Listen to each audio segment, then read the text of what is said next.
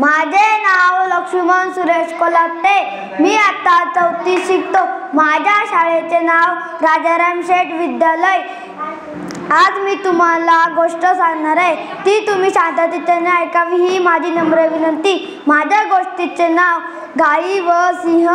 एक दिवशी शेजारच्या गावातील गाई शेजारच्या जंगलात चरावयास जात असत। जंगलात एक सिंह राहत असे। तो नेहमी गायींची शिकार करत असे। हे बरेच दिवस चालले होते। सर्व गायी खूप घाबरल्या होत्या। एके दिवशी सर्व गायींनी सभा घेतली।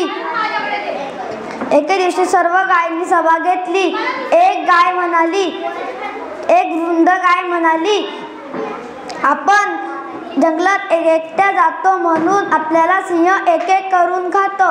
आतापासून आपण एकत्र जंगलात जाऊ। तेव्हापासून सर्व गायी एकत्र कळपाने जंगलात जाऊ लागल्या। सिंह दिसला की त्याच्या मागे लागून सिंहाला पळवून लावत असत। तात्पर्य, एकीचे बळ मोठे असते। धन्यवाद।